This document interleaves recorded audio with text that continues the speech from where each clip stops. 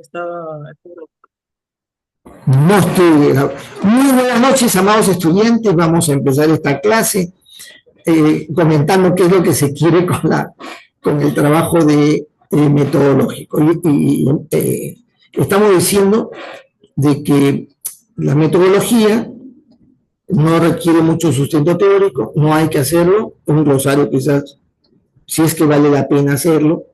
El otro aspecto importante es recordar que no se trata de qué, sino del cómo hay que hacerlo, no del qué, sino del cómo. Y que la metodología formular tiene que escogerse un tema muy sencillo del marco que les estoy dando. Nada más, yo voy a ver qué, qué tan hábil es para hacer la metodología, porque en la vida práctica se hace metodología donde muchas veces recurrimos a alguien que tiene mayor sapiencia sobre el tema y luego organizamos, interactuamos para poder ver qué pasos damos. Y terminamos diciendo que de esa manera pensamos hacerlo, diciendo que esa forma de hacer las cosas, ese método, podría variar, porque cuando ya enfrenta la situación que es tanto compleja, sucede que en un momento dices, no, estoy yendo por mal camino, ¿no? Por mal camino. Y debo hacerlo de esta manera, de esta otra. Muy bien. Entonces, decía que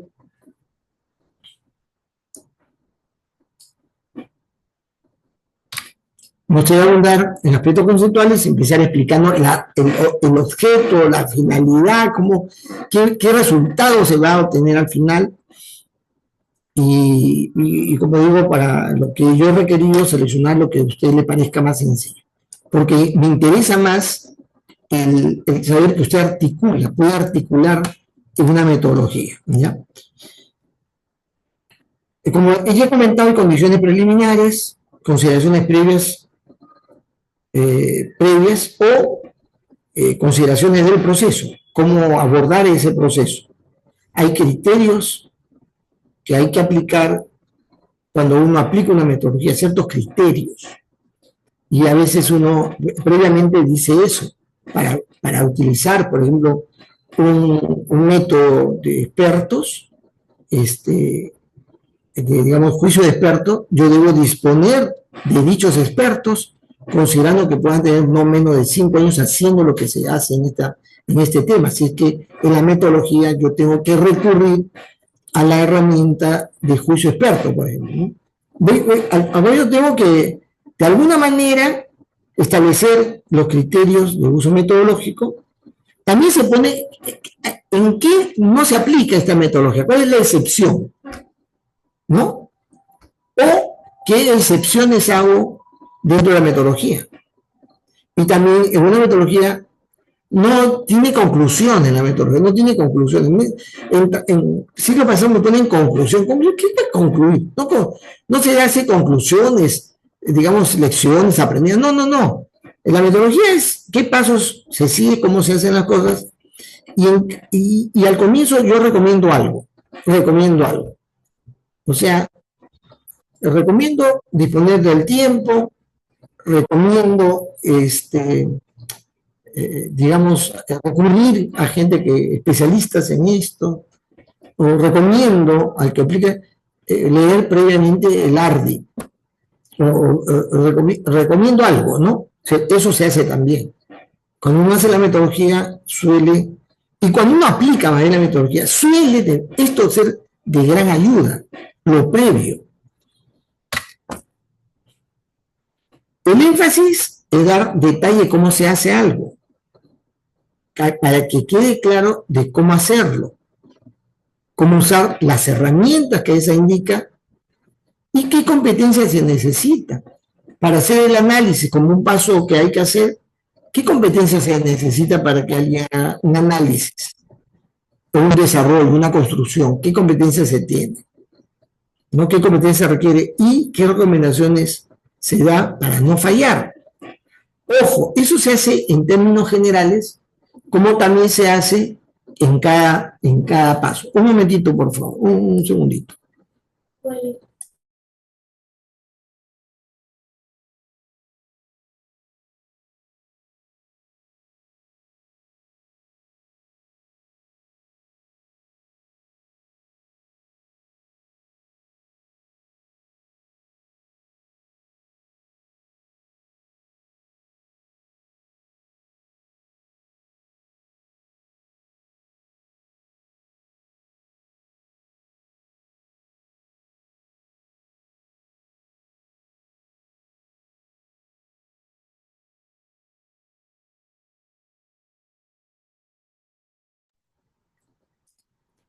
No, mil disculpas.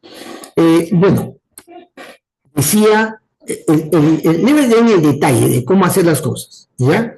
Cómo se usan las herramientas que hay que utilizar, qué competencias se requiere. Como digo, hay competencias. Uno no puede decir hay que hacer la metodología, pero yo tengo que en el método hacer verificaciones, constataciones. Entonces, la gente que tiene que hacer verificaciones debe tener un tambor de pruebas, y se debe saber que esa persona debe haber trabajado haciendo uso de tambor de pruebas. Eso es su competencia, ¿no? Si yo aplico una metodología, le digo eso hay que hacer, yo tengo que enfatizar en el detalle, ¿no? Bien, y como decía, en cada paso y también en general en toda la metodología.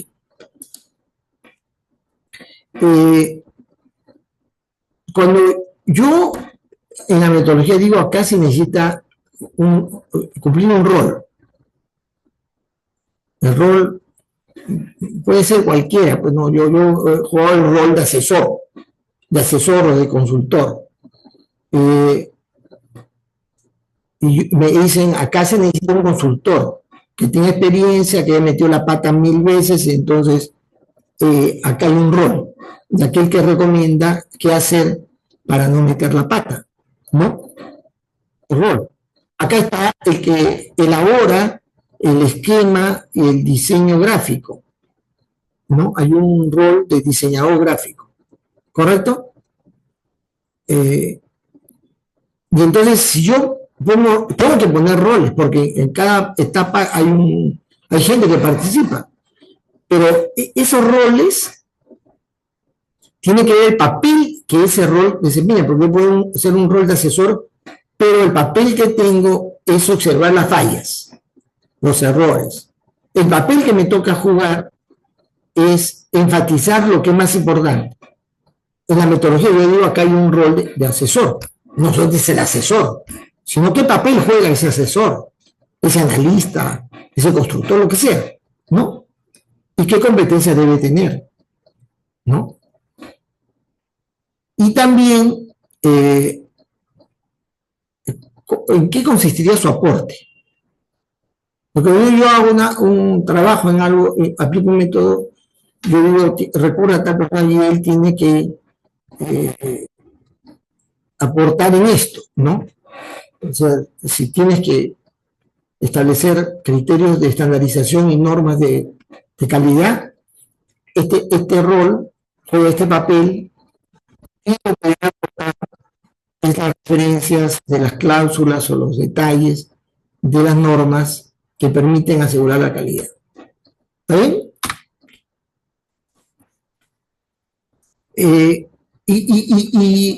Yo le mencioné el ARDI, pucha, que debo buscarlo, porque el ARDI lo tengo por ahí.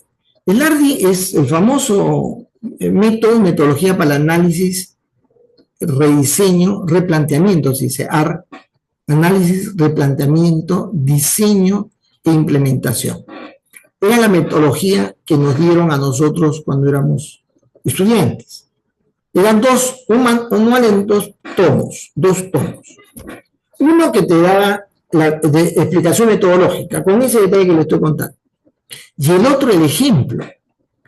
Cada sección metodológica, cada sección, uno puede abrir la parte, el otro tomo, en la sección que corresponde, y lo que tenía ahí era un formato que se había llenado como resultado del proceso que se estaba siguiendo metodológicamente. Era el ejemplo. Y normalmente una buena metodología tiene un ejemplo que se sigue. No, cada cosa tenga su ejemplo por separado. Sino, si yo te voy a construir algo, digo, o sea, pongo de ejemplo algo que va a seguir del inicio al final, mostrándolo. Normalmente en ingeniería son formatos, y formatos llenos. El arte tenía esa ventaja, que tenías el formato ya lleno cuando hacías un análisis de diseño, y lo que hacías tú es dibujar el formato y reemplazar lo que ahí estaba por lo que estabas haciendo.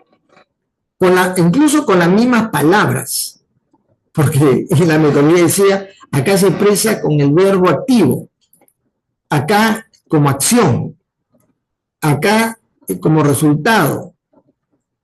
Entonces, por eso el ejemplo decía activar, correr, o si no, ¿cómo se dice? La recaudación, o la expresión era la cantidad de soles que se había recogido.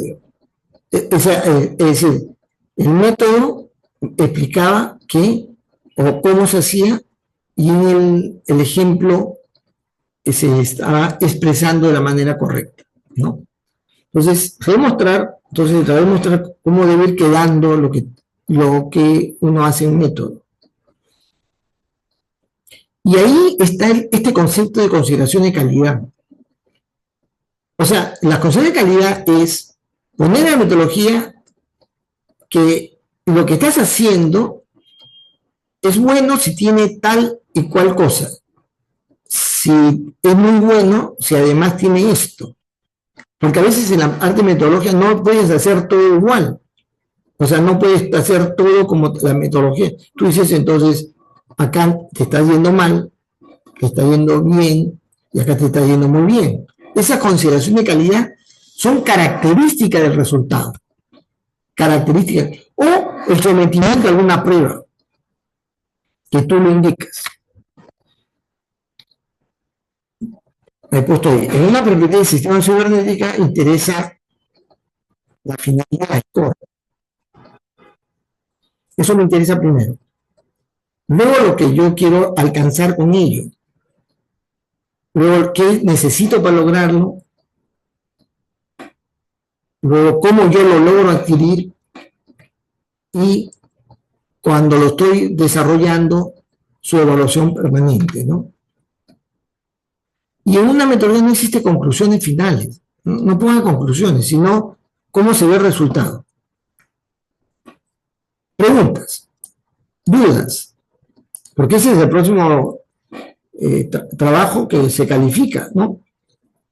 Ustedes saben que acá ninguna calificación se anula. Estoy tratando de hacer eso porque en episodios anteriores sucede que la formulación metodológica no es correcta, porque han cogido lo más grande y lo único que dicen qué es lo que hace, no cómo se hace. Metodología de sistema hablando, le pongo, y me cuenta la misma historia que está en la metodología en general. No, yo le digo, escojan ustedes cómo se hace el análisis, el caude, ¿no? O cómo se formula las definiciones básicas. Cómo se formula las definiciones básicas. No que se hace la definición básica, no cómo se hace. Y la gente no sabe que es seleccionar un grupo de 7 más menos 2, que hay que darles un alcance básico de la situación, problema, etc. Porque cómo se hace es una cosa distinta a qué se hace. No se olviden eso, ¿eh? No el qué, sino el cómo. Cuando yo me casé, yo sabía el qué debía hacer, por supuesto. Lo aluciné muchas veces. Pero el cómo lo tuve que aprender en la práctica. Porque evangélico, pues, los evangélicos entramos así sin experiencia en esa materia. El cómo es una cosa totalmente... Sabía aquí, pero el cómo... Luego me volví un experto, por supuesto, y doy clases al respecto, pero soy experto. A ver, Diego. Sí, profesor, tengo una consulta. Bueno, dentro del Excel he visto que me toca mesa de ayuda. He estado investigando acerca de ello. No sé si es Heldes, se relaciona a Heldes. Sí, Y señor. dentro de ello hay procesos como la gestión de solicitudes y aún más dentro de ello hay creación de usuarios. No sé si es correcto que yo tome ese y explique cómo es la La, creación del usuario. la dimensión más sencilla que te resulte fácil de hacer. Yo no soy Ya. la complejidad. Yo al contrario, a mí no me interesa que usted escoja algo sencillo. No me gusta que escojan muy complejo porque hacen mal a veces, porque se enredan con el tema. Escojan algo sencillo, pero explíquenlo bien, con todos los elementos. Ya en su momento van a tener la complicación de aplicar ese ejercicio a algo un poco más complicado. Ahora, cuando ustedes salgan, creen que el de la uni se pone delante de un computador y hace un código, ¿ya? Eso es lo que van a creer la gente. Pero usted, frente a lo que le están pidiendo, ese código que le están pidiendo, entre comillas, usted tiene que hacer la pregunta, ¿y este código para qué es? ¿Dónde pertenece? ¿Qué es lo que va a resolver? Va a preguntar, ¿no? Va a tener una visión más completa. Porque usted lo van a tratar como un técnico que repara cocinas, repara cosas, ¿ya? Pero usted enójese, pero no lo diga, solo enójese. Y luego indague. Y cuando ya está usted con la tarea, piense siempre su razonamiento, su mente, acostúmbrelo a pensar en la forma metodológica de haber hecho aquello que su software, su código va a tener un rol, un papel, el cómo. Así eso es, ya el cómo se sabe, pero no bien recontra fácil. Aunque yo, haciendo código, pues yo he hecho código, por si acaso, yo hablo con autoridad, yo obtuve el primer puesto en concursos de programación en el Ministerio de Economía, el primer puesto. Sé cómo hacer código. Y yo sistematicé las estructuras lógicas, se llaman las estructuras proposicionales de una solución lógica de problemas que tienen que ver con los temas económicos. Y al final se redujo a las 4 formas estándares que tiene la algoritmia tradicional que creó y desarrolló la condesa Ada de Lovelace, ¿no? Esas formas, la secuenciación, la repetición condicional, en fin, esa forma. Entonces, cuando yo hacía código, lo que trataba de hacer era hacer módulos que tuvieran, en esa época se llamaban rutinas, que puedan ser invocadas porque son sistemas, o sea, objetos que hacen la misma lógica, parametrizada, lógicamente. Por eso yo era un capo. O sea, es decir, aprendí cómo mejor hacerlo. Y lo plasmé en prototipos lógicos, ¿ah? Porque soy ingeniero de sistemas. Me enseñaron, me formaron como ingeniero de sistemas, no como programador. ¿Que el programador qué cosa hace? No razona de esa manera, metodológicamente, no razona.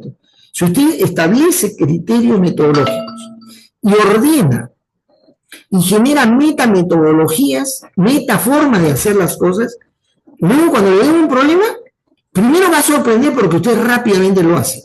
Eso va a ser lo primero. Lo segundo es que lo hace bien, porque tiene un marco ya probado, y a veces sucede de que nos piden algo que ya hemos hecho. Lo hemos hecho. Y lo hemos clasificado, lo hemos ordenado, lo toma y pum. ¿Y qué es lo que va a suceder? Algún momento, si es que todavía vivo, me va a buscar, me va a sacar la lengua, le decía, profesor, yo he ganado más que usted. Usted ganó el mejor pagado de la zona, yo soy el mejor pagado del Banco de Crédito, de la Transnacional, tal o cual. Así me va a decir. Porque esta forma es como el ingeniero actúa, a pesar que pueden encargarle temas que no pertenecen al ingeniero de sistemas. No son muy complejos. Pues nosotros sabemos hacer. Por eso la parte metodológica es importantísima. No hay ingeniero, escúcheme, no hay ingeniero, no estoy hablando de ingeniero sistemas, no hay ingeniero industrial, civil, que no aplique metodologías o que no sepa aplicar metodologías. ¿Entienden? Si algo carece un ingeniero es porque aplica metodología. Y nosotros más, porque nosotros no sabemos el ámbito sobre el cual trabajamos, no lo sabemos, no lo conocemos. Somos ignorantes. Lo que tenemos es sabemos qué metodología utilizar. El tema no lo conocemos, por eso recurrimos a otros especialistas, hacemos trabajo interdisciplinario, porque son otros los que saben, otros son los que conocen. Lo que nosotros tenemos es una metodología para abordar eso complejo. No se dan cuenta, el resto no se da cuenta. Y luego nos pagan más a nosotros que a ellos. han chambeado para nosotros, nos han dado la información, el conocimiento, nosotros lo hemos sistematizado y lo hemos elaborado algo metodológicamente bien, ¿no? Eso, yo por eso la insistencia que usted, que ve esa, sepa formular una metodología. A mí me importa de qué. En este caso yo lo marco, porque ahora sucede así. Ahí, cuando usted vaya a la chamba, hay un tema que tiene que abordar, usted vea cómo organiza eso. Pero en este caso, en forma simplificada. ¿Está bien?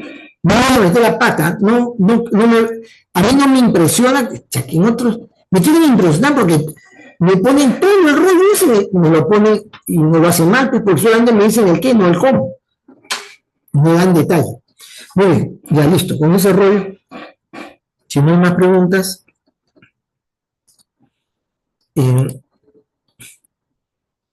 vamos para adelante.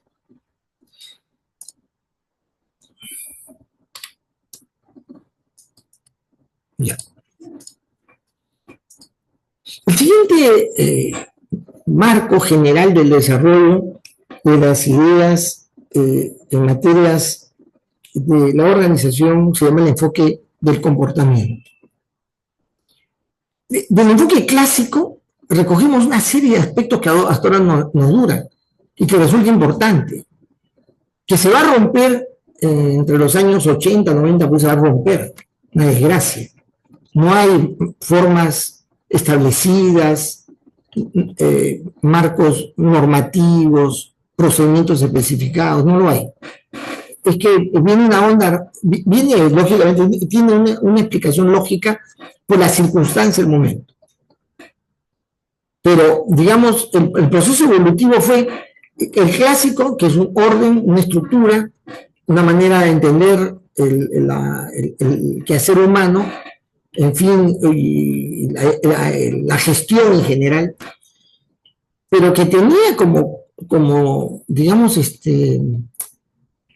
no sé, como un tumor, algo no tan bueno, era que venía de una concepción que se había desarrollado a partir de la ciencia newtoniana, clásica, esa ciencia fisicalista, materialista, en la cual la organización debía funcionar de manera exacta, perfecta, tiempos y movimientos, bien organizado, ordenado. Era una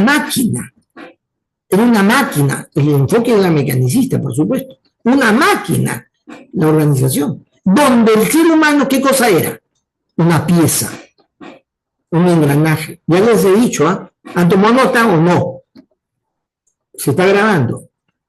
Obligatorio leer la obra de Ernesto Sábato, Hombres y Engranajes. Obligatorio. Obligatorio para su conciencia. Hombres y Engranajes. Léalo. Y procuren no derramar lágrimas. Léanlo y traten de no llorar cuando lo lean. Emocionante, fantástico. Hombres y Engranajes. Detrás de los logaritmos, de las derivadas que sabemos aplicar a nuestros modelos matemáticos, y la manera tan estructurada para realizar las cosas en la organización, que le llamamos de calidad, le llamamos de perfección, está el ser humano. El ser humano. Hombre o mujer. Está el ser humano, joven o ya tiro. No viejo, porque ya lo viejo no vota. O sea, está el ser humano. Es muy importante. En los años, el siglo antepasado, no el pasado, sino el antepasado, nacen las ideas, como hemos mencionado, 1806, la gran lucha por las 8 horas. Hay una fuerte conciencia que el hombre está siendo explotado dentro de la gran maquinaria industrial. Mal pagado, que trabaja 16 horas.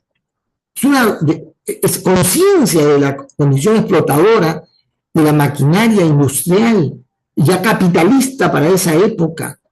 Genera, bajo enfoques lógicamente también ideológicos, planteamientos ideológicos y económicos, pero también sobre la conciencia directa, tanto en Occidente como en Oriente, con diferentes partes del mundo, se toma conciencia de que el ser humano se le trata como una pieza, como un engranaje de la gran maquinaria industrial.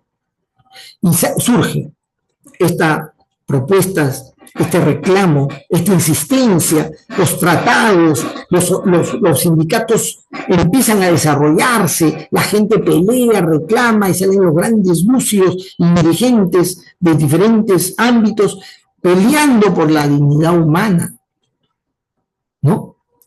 Y es así que va a aparecer este entendimiento de darle centralidad, foco, mirada cuidadosa al ser humano.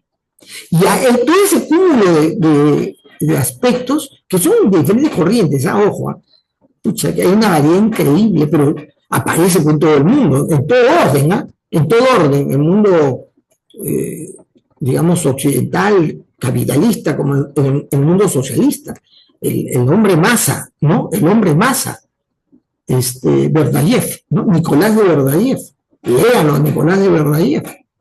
Él habla del hombre masa, es también el hombre objeto, el hombre utilizado, el hombre que no se siente protagonista, sujeto de una situación, sino que se siente un elemento de la masa, de esa masa que gobierna un partido que quiere el bien de todos, pero en realidad es de que el Estado maneje los medios de producción, pero lo sigue tratando como hombre masa, mientras que en el otro el hombre engranaje. Y al final, en ambos lugares igual, ¿no? Y por eso surge en todas esas sociedades esta conciencia hacia el ser humano. Entonces, cuando esta ingeniería del negocio, de la organización, va a orientarse, aplicándose en el entendimiento y la preocupación del ser humano y sus relaciones, vamos a llamarle a eso, como concepto general, el enfoque del comportamiento humano, o del comportamiento sencillamente. Y sucede que en ese medio, esos cambios, esas transformaciones, esa situación que viene sucediendo, los trabajadores no calificados van a tener cada vez mejor posición, mejor consideración y también, por lo tanto, mayor influencia en los lugares decisionales,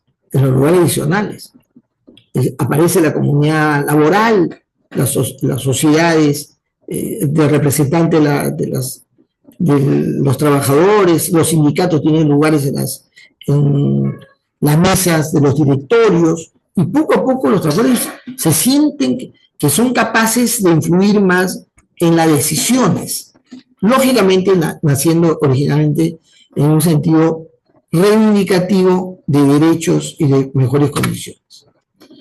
Aparecen las leyes a favor de los sindicatos en todo el mundo, en todo el mundo. No hay lugar en la orbe que no se considere que es importante poner leyes que favorezcan al sindicato. Ustedes saben que todos los países en el mundo han firmado una obligación de Naciones Unidas, todos los que están afiliados a Naciones Unidas, ¿no?, de respetar el derecho sindical. El derecho sindical es un derecho constitucional, de ley en el Perú, pero también del derecho internacional. Nadie puede obligarte a no pertenecer a un sindicato, prohibirte pertenecer a un sindicato. Lo denuncias, lo llevas a los órdenes internacionales. Y acá hay una cosa interesante, porque en lo más álgido del desarrollo de la industrialización, el empresariado tiene un poder enorme, fantástico, pero empiezan a establecerse pues, nexos, vasos comunicantes entre los diferentes capitalistas, gente propietarios de las grandes empresas en el mundo, las transnacionales empiezan a desarrollarse, en fin, y entonces ven la necesidad, porque se encuentran, por supuesto, estos grandes, frente a coincidencias de intereses, y escondiendo sus ánimos de competencia, de actitudes de liquidar al competidor, escondiendo eso, se reúnen, conversan, inicialmente cafetines, encuentros ocasionales, los clubs donde frecuentan, etcétera, Pero de pronto se dan cuenta que es necesario que los empresarios tengan su instancia de encuentro, de discusión, inicialmente en términos de buscar formas de mejor gestionar, de darle eficiencia a la gestión. Luego rompen un poco la barrera del prejuicio de competencia, del derecho, digamos, de propiedad, del derecho industrial, rompen un poco eso, y los encuentros se nutren no solamente de conversar sobre el tema de mejorar la administración de sus negocios, sino también de revisar sus procesos, sus tecnologías, sus técnicas, la forma como hacer mejor las cosas. Esos encuentros, esos congresos son fenomenales, ¿ya? Pero reúne a los gerentes o los propietarios, ¿ya? De pronto, a los gerentes generales, pero de pronto se dan cuenta que al discutir temas ya más técnicos de otro nivel, de cómo se hacen las cosas, cómo debe ser, tienen que ir acompañados de sus técnicos, de sus profesionales, de los gerentes de nivel medio que conocen en sí las cosas directamente, para que en reuniones haya mesas de trabajo para ver cómo hacer mejor las cosas. Entonces, los temas de ingeniería se discuten ahí, lo de la ingeniería, las cosas nuevas, lo que se descubre de un lado a otro. Entonces ya no es solamente gestión, ya no es el manejo. Y además en esos encuentros se ponen de acuerdo para lograr posicionamientos en países, en lugares importantes, tratando de manejar, como siempre lo han hecho los empresarios, cómo se maneja en la relación con el Estado, porque el Estado es una fuente de ingresos macanudo y las leyes que los protejan. Entonces están ahí también reunidos para cómo manejan el poder, porque no solamente es poder político lo que está en el medio, también el poder del dinero, el poder empresarial. Eso es un poder enorme, que a veces en muchos países son más bien los que han manejado el poder político, como en nuestro caso, ¿sí o no? En nuestro caso ya hace tiempo, quizás, no, creo que más sencillamente desde Fujimori. El poder económico tiene dominio y tiene su enmascaramiento en sectores políticos claramente identificables. Entonces, estos congresos tienen esa posición, pero van poco a poco bajando al tema ya de producción, de proceso. Y en esa discusión aparece gente que más directo al tema del procedimiento. Entonces, las reuniones se vuelven en más intensos y más extensos en tratar temas técnicos profesionales que de gestión. Y entonces estos congresos poco a poco van a reunir más trabajadores metidos en la parte técnica. Y de pronto, la parte técnica implica o no mejores condiciones de vida, mejores condiciones de trabajo, mejores condiciones de sueldo, mejores consideraciones. Y introducen estos tipos que ven la parte técnica, la discusión de un mejor trato, alternativas, ¿no?, laborales, también hacen lobby, pues, ¿no?, para poder ponerse de acuerdo respecto a qué se reclama a la patronal, que estos congresos antes solamente eran de ellos, pero ahora ya no, ya poco a poco se ha ido reduciendo tiempo y espacio en el tratamiento empresarial para pasar a un plano mucho más laboral. Y de pronto, este Congreso de Organizaciones Industriales se convertía en un encuentro importante de trabajadores. Esto es una cosa que sucedió, pues, en una época en la cual la conciencia de la importancia que tiene el factor laboral va creciendo. ¿Qué aspectos nos deja el enfoque de comportamiento o tenemos que mirar? Es que cambia la idea de cómo enfocar el aspecto central del negocio, de la organización, de la empresa. Y se plantea que es muy importante tener en cuenta y en mejor consideración en esa perspectiva, el mejor negocio, el ser humano. Y entonces aparece una serie de publicaciones, de corrientes, de escuelas, para ver cómo se trata mejor al ser humano.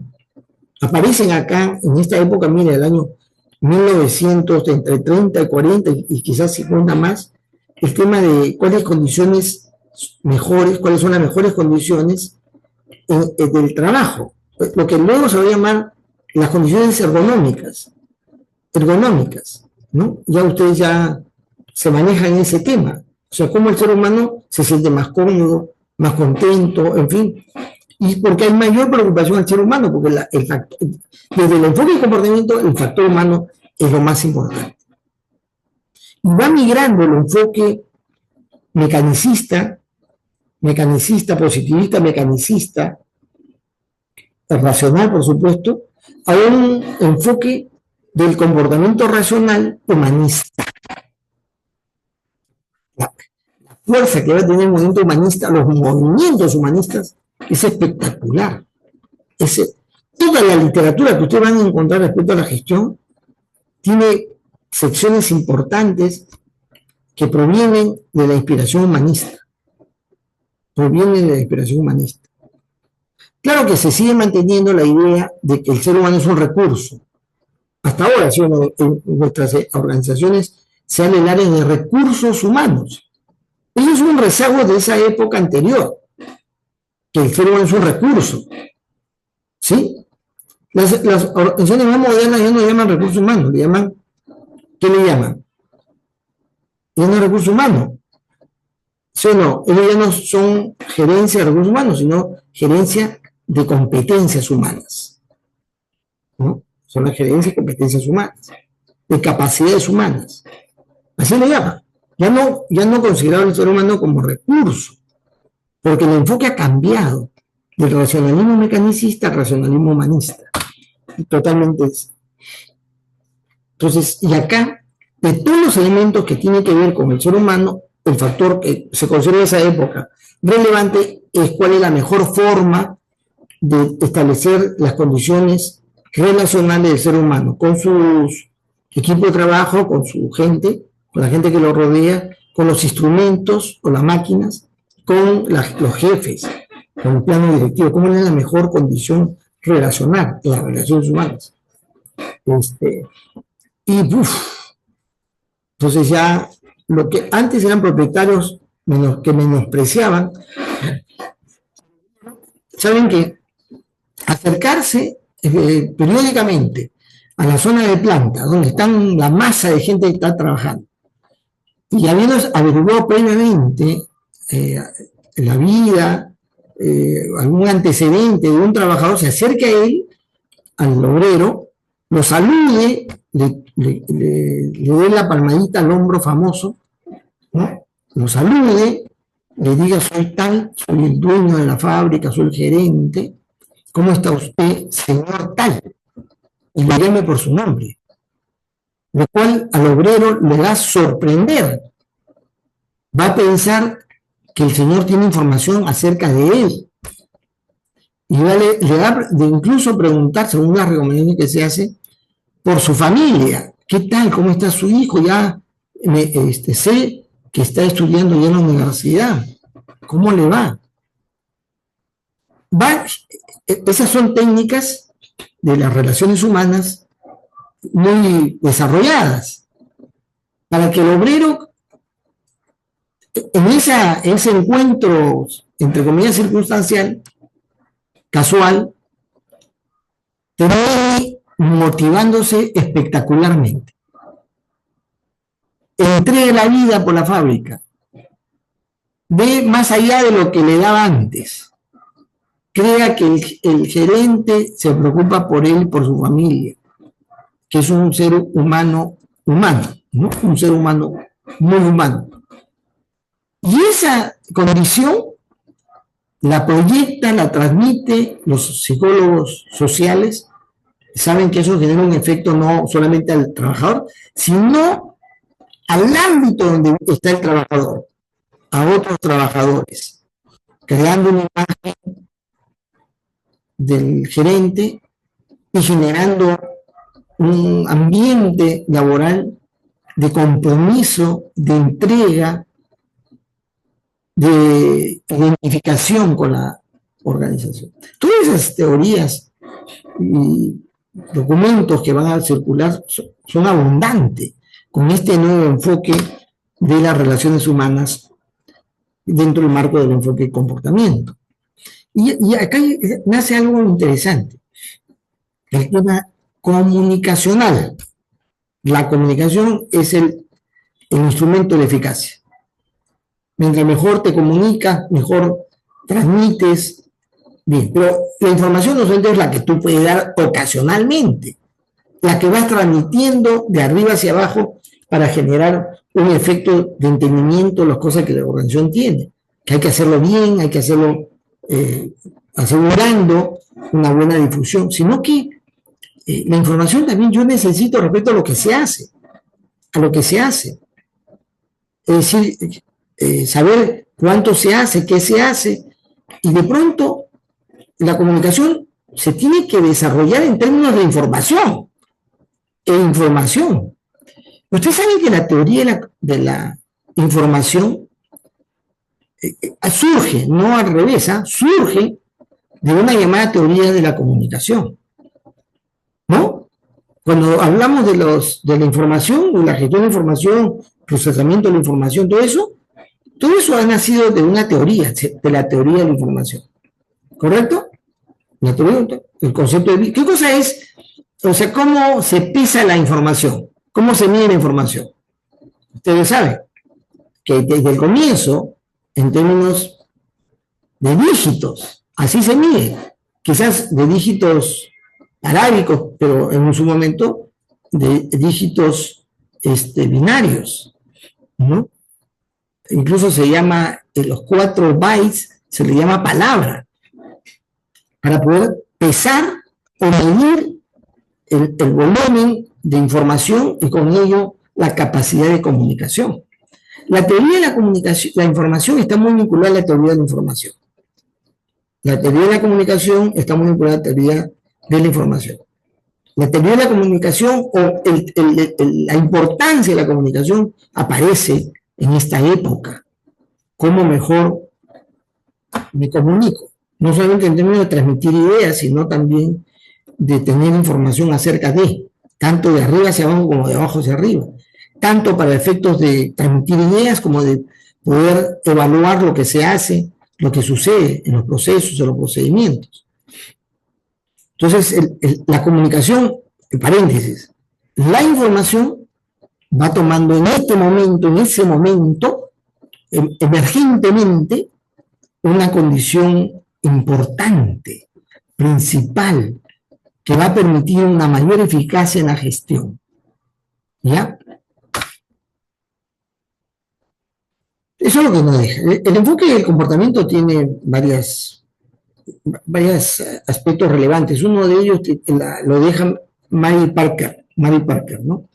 En la cual ella insiste de que la administración de la empresa, de la organización, no es un acto que se hace ocasionalmente, sino es un proceso continuo, permanente. La administración es algo que se hace en forma permanente.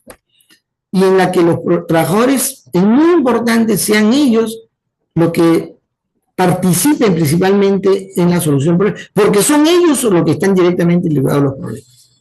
La línea decide, la expresión que se utiliza, que proviene del ámbito militar, la línea decide. Es decir, es aquel que está delante del problema, es que el que sabe qué problema es, cómo es el problema, y por lo tanto es el que principalmente puede tener el camino hacia la solución. Mary Parker.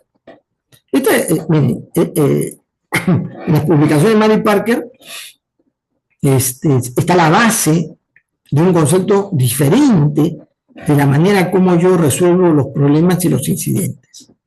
Está en esos documentos que ella produce. Y entonces, hay otra cosa interesante que Mary Parker plantea, así como antes se tenía conciencia que el planeamiento es una cosa, pero coordinar la actividad, ¿no? Supervisar la actividad tiene mayor importancia. porque coordinar no solamente es sentarse un momento a tratar algo. Coordinar significa que yo he planificado de tal manera que las cosas se hacen sincronizadamente, coordinadamente se dice. La coordinación no solamente es un acto, por supuesto, en el cual yo me junto y trato de ponerme de acuerdo respecto a algo. Pero también se dice algo está coordinado en la medida que ya previamente hemos establecido un cronograma, característica de lo que tiene que salir para entrar al siguiente paso del proceso, se llama coordinada. Entonces, la administración, la dinámica de la administración tiene que ver mucho en cuanto a su resultado, su calidad, con la dinámica de la coordinación. Y te decía la línea, esto proviene del mundo militar, ¿no? Es decir, cuando alguien está en el combate, se llama la línea del frente, ¿no? O el frente o la línea. Entonces, era lógico que el que estaba en la línea está bien pertrechado, con su casco, su fusil, y trata de eliminar al enemigo. Pero también es consciente que el enemigo lo quiere eliminar a él, ¿sí o no? Estamos en eso. El que está al frente tiene que lograr las acciones, tiene que hacer las acciones que logren que se gane, que se gane. El que está al frente es en última instancia el que tiene, se llama, vive el momento de la verdad, vive el momento de la verdad, y en el momento de la verdad decides. En el momento de la verdad no se te ocurre decir, señora, bajo la cabeza para que no me den un balazo. Oye, ¿le dispara el enemigo que lo estoy viendo? No preguntas a nadie eso. Ves al enemigo y disparas, tú tomas la decisión. Te van a disparar, agacha la cabeza, te entierras, no sé, te corres, te escondes, no sé, haces algo para que no te maten. La línea decide, ¿sí o no? La línea decide. No es que la línea traslada a niveles superiores lo que hay que hacer.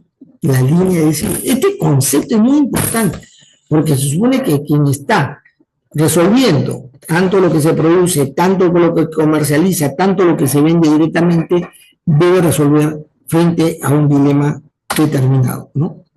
Lo que dice la coordinación, que es lo importante de Mary Parker, el énfasis en la importancia que tiene lo coordinado, la buena coordinación, es esto, ¿no? El contacto directo. Si yo voy a tener las cosas coordinadas, yo debo convocar y tener a todos juntos de aquellos que están involucrados en lo que estoy planificando. Tanto son proyectos como el trabajo de la organización. Directamente. No me mandan un documento, no opinan a través de alguien, no, directamente. Y si yo tengo un problema que resolver, porque se ha presentado una situación, se quemó los almacenes del centro de Lima. Y yo justamente tengo que aprovisionar a los vendedores del centro de Lima productos, pero se quemó el almacén. Ahí tengo que coordinar, decimos, ¿no? Esa coordinación, es decir, el resolver un tema circunstancial, también requiere contacto directo. No es que alguien define o establece alguna política de qué hacer. No, se resuelve estableciendo contacto directo. La coordinación debe ser permanente. No es que en un momento coordino ya. Anda haciendo y ya mañana coordinamos. No. Todas las cosas hay que resolver allá o asegurarse que lo que está ya planificado en forma coordinada se lleve adelante respetando esas condiciones ya coordinadas. Y una cosa que dice Parker es que tanto en el planeamiento como en los proyectos, en ambos aspectos, es esencial la coordinación. Si yo quiero planificar, necesito tener un nivel de coordinación y llevar las cosas de manera coordinada. Y si hago proyectos de igual manera. ¿Ya? Otra cosa que ella pertenece a la escuela del comportamiento, al mundo del comportamiento, no de sistemas, ¿eh? No de sistemas, ojo. Pero es la que plantea de que frente a una situación determinada que requiere planeamiento, coordinación o de los proyectos, no hay que escatimar esfuerzo por pensar, por identificar todos los aspectos que requieren tomarse en cuenta. Es decir, hay que tener claro todos los aspectos de una situación, porque tradicionalmente la gente resolvía de una inspección directa e intuitiva, lo que se decía. No, el paso anterior es, a ver, ¿qué cosas tienen implicancia con esto? ¿Cuáles son los aspectos relacionados? O si tomamos una decisión, ¿qué efecto va a tener sobre qué? Hay que tomar en cuenta todos los aspectos de una situación. El otro personaje en el comportamiento es Chester Barnard. Y también pertenece a esta escuela, pero tanto Parker, que piensa que todos los elementos, la visión holística, ¿no? Se suena a visión holística. Está también Chester Barnard, que tiene un planteamiento. Su obra tiene que ver con la perspectiva de la organización como un sistema social. Hay varios, Parson y Barclay son dos autores que lo ascribimos al campo de sistemas como los grandes, digamos, articuladores de la sociedad como sistema, Es decir, del entendimiento de las colectividades como sistema, o sea, sistema social. Pero ese planteamiento interesante como sistema, la sociedad, sus organizaciones como sistema, es utilizado por autores bien interesantes en aplicación al campo de organización. Uno de ellos es Chester Barnard. La organización es un sistema social. Hay que tratarlo como si fuera un sistema social. ¿Ya? Es un paso más atrevido en el enfoque de comportamiento que lo aproxima al enfoque de sistemas. Un asunto es que los empleados deben articular sus actividades y sus actitudes sabiendo que el acto empresarial es un acto de cooperación. Estamos haciendo una actividad cooperativa o colaborativa entre todos. Y la función directiva no es mandar, no es ordenar. Para Barnard, la función directa se centra básicamente en saber comunicar y también mantener la motivación. Alguien de trabajar a un lugar entra con una motivación, ¿ya? Ya en esta etapa, en el enfoque comportamental, ya se sabe que la motivación no es el dinero. No es el dinero. Es un estímulo, por supuesto, el dinero, pero temporal. Luego ya te falta. Ya aumentas tus gastos, en fin. La gente se motiva por otras fuentes y el rol que tiene el directivo es evitar que esa motivación se pierda por los problemas que naturalmente se producen en una colectividad laboral. ¿Ya? No es que el jefe te va a motivar, no. Ya se sabe que a ti no te motiva el profesor, no te motiva el jefe, ¿no? Tú te motivas por otra razón. Tú te motivas solo. El profesor y tu jefe. Lo que vamos a poner es dificultades. Te vamos a maletear, eso está mal, así debiste hacerlo. No, ¿no? Ya se sabe que el rol, incluso del padre, la motivación, ustedes saben, el padre es un ente motivador en perspectiva futura hasta los 12 años, creo, ¿no? Hay una edad que Piaget ha definido. Entonces el muchacho se siente motivado porque su papá, ve a su papá, quiere ser como su papá. Él desea hacer las cosas bien porque su papá hace las cosas de esta manera, es motivación. Pero luego ya no se enfoca en eso. Van entrando otras imágenes, otros modelos de otras fuentes, en la cual su interés por ser o hacer se va a ir influenciado por otro lado. Y luego viene ya otro ámbito, la propaganda, la relación de los amigos, en fin. La motivación nace de diferentes ámbitos. No nace del trabajo mismo, en el trabajo mismo más bien tienes que luchar contra las limitaciones, contra las dificultades, contra la incomprensión. Y la gente que marcha bien es el que está motivado. El que no está motivado, aún las cosas estén bien, no va a hacer las cosas bien. ¿Entiendes? No es la organización la que te motiva. Es ahí donde pones a prueba tu motivación. Esto es un alcance de Chester Barnard.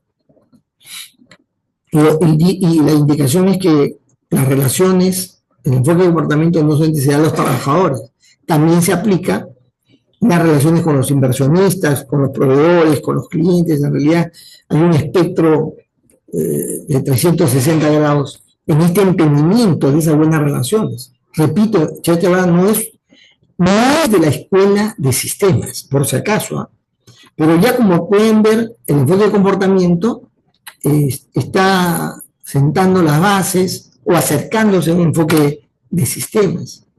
Y bueno, esta es otra cosa interesante, porque yo debo establecer una relación que tenga un balance, digamos, no equilibrio, sino balance entre el mundo externo y la estructura interna, o el ámbito interno de la organización.